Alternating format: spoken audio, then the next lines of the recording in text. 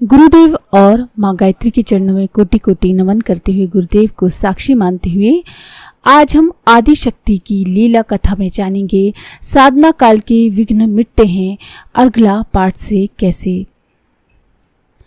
आदि शक्ति की लीला कथा कहने के लिए मुखर श्री दुर्गा सप्तशती का द्वितीय अभिन्न अंग अर्गला है।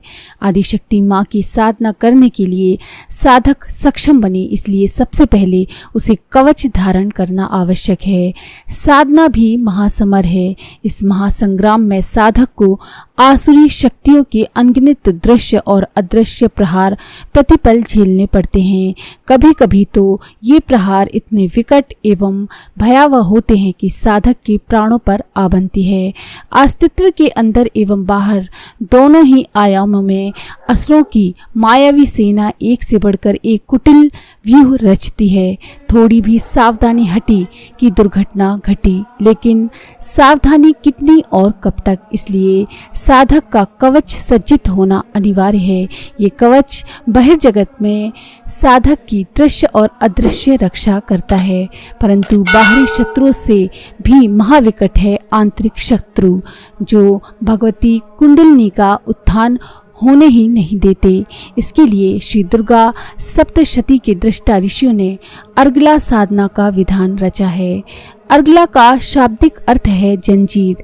आज के युग में घर के द्वार बंद करने के लिए कई नए तरीके हो गए हैं, परंतु आज से कुछ समय पहले द्वार बंद करके उस पर एक अर्गला चढ़ा दी जाती थी। ग्रामीण अंचलों में संभवतः ये परिपाटी अभी भी चल रही होगी। रात्रि में सोना हो या दिन में आवश्यक काम करने हो तो समझदार लोग द्वार बंद करना उचित समझते हैं, और इसके लिए केवल द्वार भिड़ाना ही समुचित या पर्याप्त नहीं होता। आवश्यक ये भी होता है कि उस पर कुंडी लगा दी जाए, अर्गला चढ़ा दी जाए। अर्गला के सम्यक प्रयोग से साधक बाहरी साधना शत्रु से सुरक्षित हो जाता है, जबकि कवच उसे परिस्थिति से उत्पन्न होने वाले उत्पातों, रोगों एवं अन्य विघ्नों से सुरक्षित करता है। यदि कवच साधना सही ढंग से की गई हो तो ये बाहरी उत्पात कम होते हैं, और यदि प्रारब्धवश हुए भी तो कवच धारण करने वाला साधक इनके प्रहार को हंसते हंसते सहज झेल जाता है। कवच के उपरांत यदि अर्गला का प्रयोग भी सम्यक रीति से कर लिया गया हो तो बड़ी निश्चिंतता पूर्वक स्थिति में साधनात्मक प्रयोग किए जा सकते हैं। श्री दुर्गा सप्तशती की अर्गला साधना में मुख्यतः 25 मंत्र हैं। किन्हीं किन्हीं अन्य पाठ विधियों में फलश्रुति दर्शाने वाले 2 अन्य मंत्र भी जोड़े गए हैं। इस मंत्र साधना के विनियोग का क्रम दर्शाता है कि इसके ऋषि स्वयं भगवान विष्णु हैं। ये मंत्र अनुष्टुप छंद में से है और इस साधना की अधिष्ठात्री देवता माता महालक्ष्मी स्वयं हैं। कहीं कहीं पाठ विधियों में इस साधना के पूर्व क्रम में जगन माता का ध्यान दिया गया है। इस ध्यान में मनोरम स्वरूप का वर्णन करते हुए कहा गया है, चैतन्य स्वरूपनी माता प्रकाश मंडल के मध्य स्थित हैं।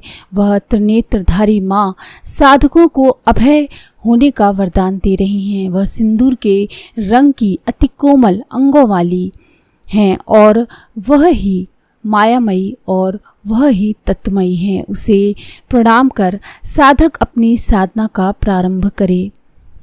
सृष्टि में संपूर्ण जगत में माँ के सिवा और कोई भी नहीं। ये रहस्य यदि शक्ति साधक समझ ले तो वह स्वयं ही समस्त विघ्नों एवं भयों से मुक्त हो जाता है, क्योंकि साधना काल के समस्त विघ्न भला माँ के माया रूपों के अलावा और क्या हैं।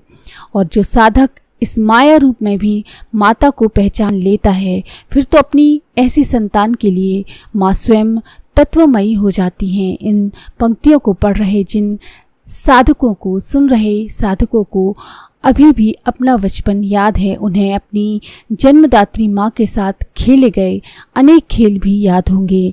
माँ अपने छोटे बच्चे के साथ अनेक तरह के खेल खेलने के लिए अनगिनत रूप धरती है।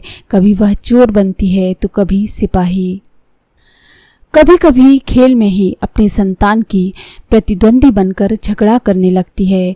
यदा कदा तो ऐसा लगता है कि अपने ही बच्चों को हराने के लिए अपना सारा जोर लगा रही है, लेकिन माँ की ये लीला केवल तभी तक चलती है जब तक बच्चा खेल रहा है। पर यदि संतान रूठ जाए, उसके आंसू आ जाएं, अथवा फिर वह सारा खेल छोड़कर माँ की गोद में आने के लिए मचल उठे, तो माँ के खेल खेल में धरे गए सभी रूप एक पल में विनष्ट हो जाते हैं और बचती है वहाँ केवल शिशु वत्सल अपनी संतान को अपने प्राणों से बढ़कर प्यार करने वाली माँ, केवल माँ। माता ने कितने भी वेश विन्यास बदलकर स्वयं को छिपा रखा हो, पर यदि संतान हठपूर्वक माँ कहकर बिलक उठे, तो फिर कैसी माया और कैसे उसके मायावी रूप। फिर तो बस अपनी संतान पर संपूर्ण ममता उड़ेलने वाली माँ ही रह जाती है, जो अपने बच्चे को प्यार किए बिना नहीं रह सकती। अर्गला स्रोत साधना का रहस्य भी कुछ यही है। इसके प्रायः प्रत्येक मंत्र के प्रथम चरण में माता के लीलामय रूपों का स्मरण है और द्वितीय चरण में साधक का माँ से अपना बाल हट है। उदाहरण के लिए जैसे एक श्लोक में आता है, हे देवी, तुम रक्त बीज का वध करने वाली हो, तुम ही चंड मुंड का विनाश करने वाली हो, पर मुझे तो तेरा सत्य रूप तत्व रूप चाहिए।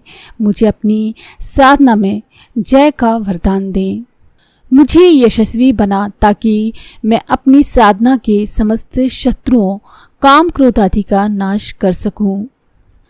मांत्रिक प्रभाव वाले इस अर्गला स्रोत के स्वर बड़े मार्मिक हैं। इसका साधना रहस्य यही है कि इसमें माता के मायामय एवं तत्वमय दोनों ही रूपों की स्तुति है और दोनों की ही याचना है। इसमें साधक के हठ की, विश्वास की, अपनी माँ पर अपने संपूर्ण अधिकार की झलक है। इस सत्य को निम्न मंत्र के झरोखे से देखें।